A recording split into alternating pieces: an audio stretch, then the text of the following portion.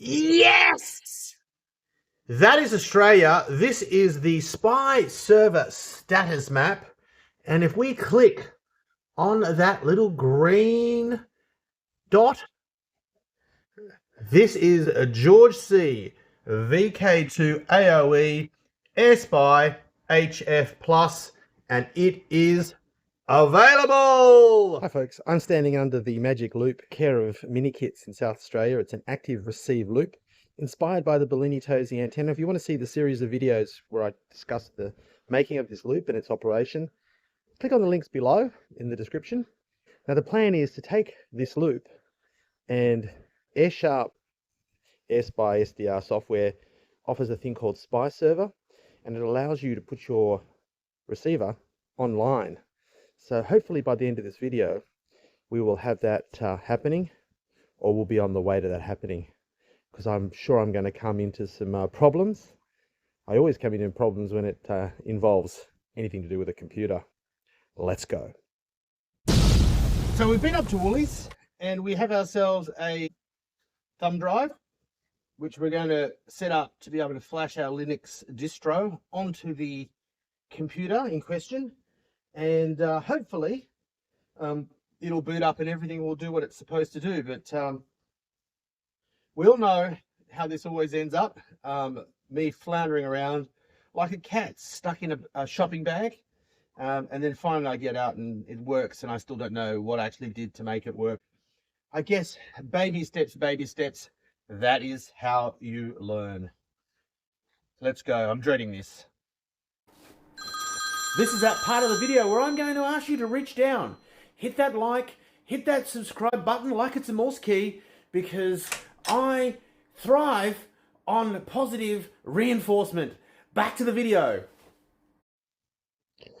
Well, that is the first failure. The drive is definitely corrupted. It's kind of booted into Linux Mint and then died. So it needs a new drive. I will put a new drive in this and then run it on Linux. But I'm going to show you what I've managed to do to get around this issue. This is my son's laptop, and he fixes things like I do. Maybe even more dodgily than me. I'm going to show you what we've managed to do. It got very late. It was a school night. I jumped on, managed to get Linux Mint loaded onto this laptop using the thumb drive and the bootable files that were on that. And then I decided I was going to try and set up this on the local area network on my Airspy via the loop antenna, just to see if I can access it on any computer. So this is all happening via Wi-Fi. Believe it or not, got into the electronic brain. It was a little bit frustrating, but I kept cutting and pasting error messages into the AI, and it kept spitting back suggestions to me, which I followed as closely as I could. And after about an hour and a half of doing this, we managed to get the server to behave itself. So at the moment I've got SDR Sharp running on my main computer, but I run it on this this laptop over here as well, and it worked there as well. And basically what is happening now is when I hit play, we have a radio. A solid 106.8, then CD3 on the inside, followed So, by Quick Link hot-footed is over on the peg. Soho Moonraker is... So what next? Well, the next thing that I'm going to do is I need to go online and port this port from the router to the external world so people can access, because I want to share this loop with you. I'll probably only be able to, with the bandwidth I've got here, maybe 1 or 2 people will be able to get on it. So if you can't get on, be patient. But I'm also going to send you a link for this information here. Now, this information did not get me over the line, but it got me well on the way, or got me started to a solution to my issues. I honestly believe if I can manage to do it with no Linux experience and no experience using the terminal, anyone that has even a moderate amount of knowledge should be able to do it a lot quicker than that. Yeah, just keep banging away at it, hit forums, ask for help if you need to. I will send a link, I'll put a link in the bottom in the description for this information as well. I've now got to, I'll show you what I'm going to do.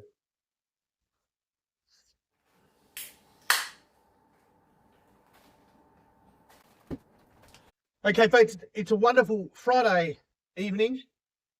Yay, the weekend has finally arrived. And I headed across the road to J-Car. Not a sponsor. I do like to go across there. I like the convenience factor. Obviously, prices are not perfect, but when things are on special, quite often they're reasonably competitive.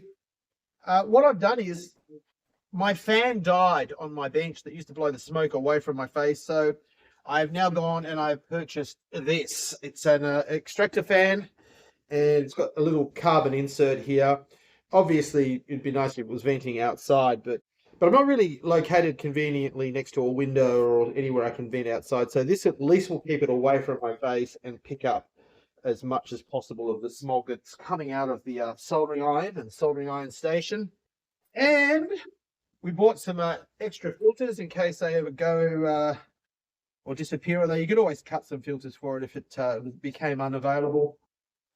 And I also got some bits and bobs, because the plan is to try and make a power supply, because I have a power supply under here. It's a linear power supply. It runs beautifully, but I don't want to have that on all the time because I wasn't smart enough to fuse everything that comes out of it.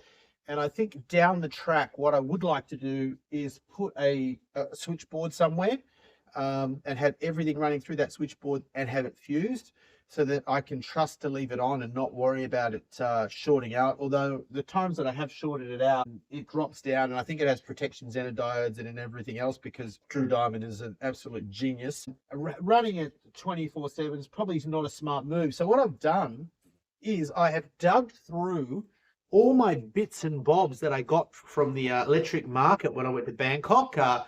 Video link below to that lovely little trip that I did. And I bought this kit here, which is a variable power supply, and it's 0 to 30 volts.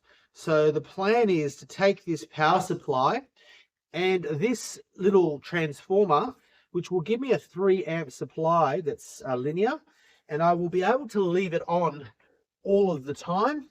And I am going to also, in the bits and bobs that I bought a little fuse holder, so it will be fused. Okay, folks, cut a long story short, because I know people, don't have time to watch me for the next half an hour explaining what went on and all the disasters that it ensued. But rest assured, I have video of the power supply saga and all the stuff that went into the power supply, and that will be an upcoming video. So if you like watching me bumbling around and destroying things, that will be happening.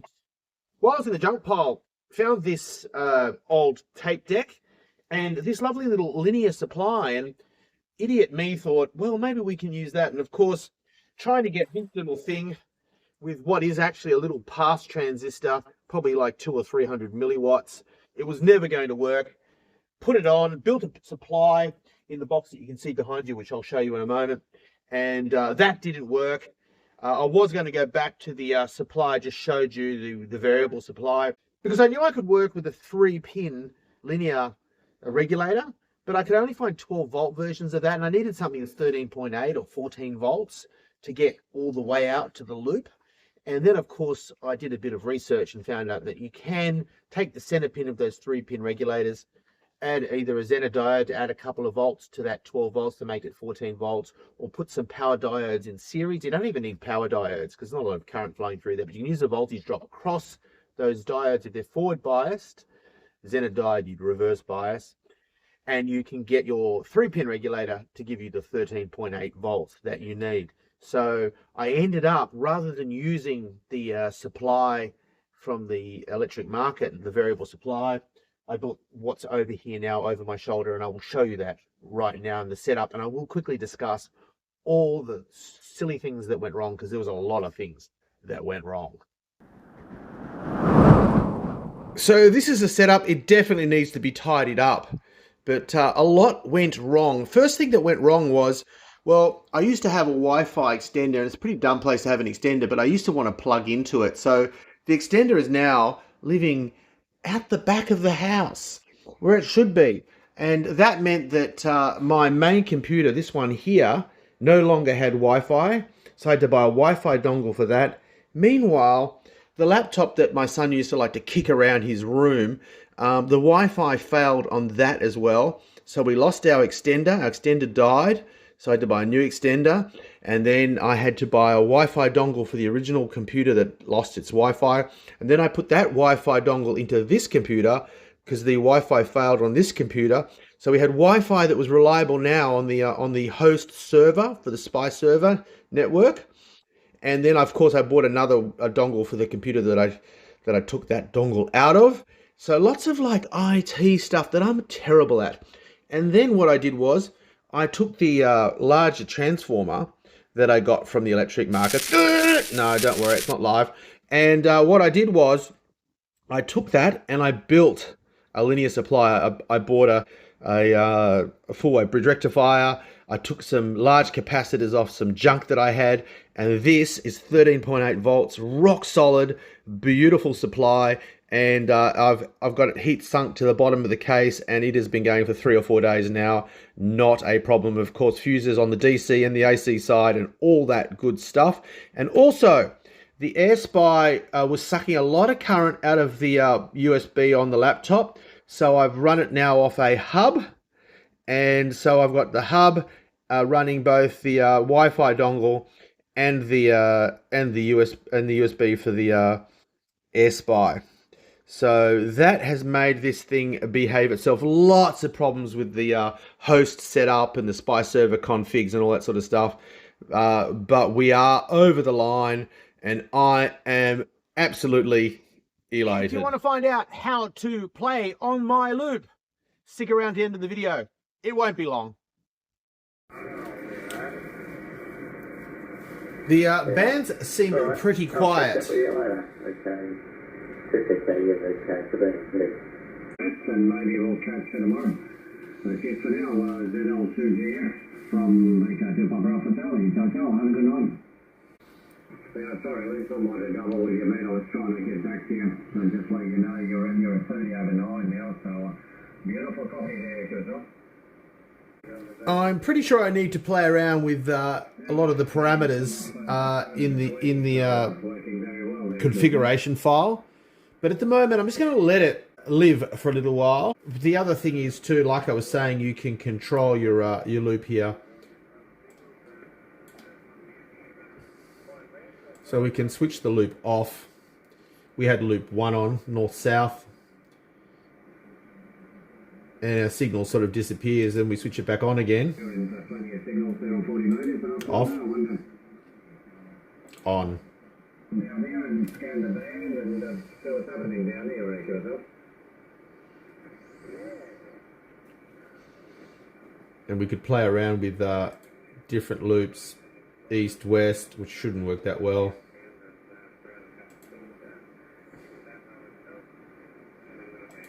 And we could go north, northwest, south, southeast. Now, if you've enjoyed watching this video about this loop or all the loop videos, and you want to build an active loop, you don't have to go as involved as I have with cross loops and everything else. You could just go a loop that you spin by hand or with a rotator. But this project has been a lot of fun. And if you do decide you want to emulate it or do something similar to it, Minikits, Paul from Minikits has sent me this freebie. And it is a MOSFET kit that allows you to switch relays via Wi-Fi, like I have done with the ESP32. And it's another way of doing it, and it will be a way of doing it with all Minikits components. So he has blocks of 4 relays, and you could get 2 of those if you wanted to build exactly like I have. And then you can control those relays via this MOSFET kit, which I will build in an upcoming video. Now, because I've already built my loop, I'm going to try and find some way of using this kit because it's a lot of fun. It's more surface mount stuff, so I'm really looking forward to giving that another crack. But I already have a Minikits kit in the offing, which is the VHF amplifier, 2-meter amplifier, because I think one of the projects that's coming up will be me home brewing a transmitter for the 2-meter band so I can get back on my local repeater. Because I could have bought a Baofeng for what I've spent on trying to build the transmitter, but you know me, I want to build my own crap rather than buying crap from overseas. Amazing, you're still here. Thank you for sticking around right to the end of the video. Like I was saying, if you would like to listen to this loop, I will leave it on. And you can go to the Spyserver Map. So if you put into Google Spyserver Map, you can click on that map on the probably the only green dot on Australia, and it'll take you to my page, and then there's an address that you can copy onto a clipboard. Now you will have to download SDR Sharp, and then once you've got SDR Sharp working on your computer, you can go into SDR Sharp, hit source, Spyserver network, and then in the little address there where it says SDR // colon, 123 dot whatever, you're going to take that clipboarded address and you're going to cut and paste it into that spot, get rid of the one that's already there, and hit play, and you will hear my loop. Now it may open on 100 megahertz. I haven't set the config file up correctly, and I'm not going to touch it for a little while just in case I break it, but I will be going back in there to sort all that out. But all you have to do is click on the numbers up and down, get yourself onto one of the handbands. This thing will receive from about 500 kilohertz through to 30 megahertz quite nicely. So have a play, and if you do have a play on the loop, please comment below and let me know. Hey, George, your loop's crap, or Spyserver network's not working for me, whatever. I would love to hear from you. 7-3, and I shall see you in the next episode of the art of stuffing things up, aka the art of engineering. Bye.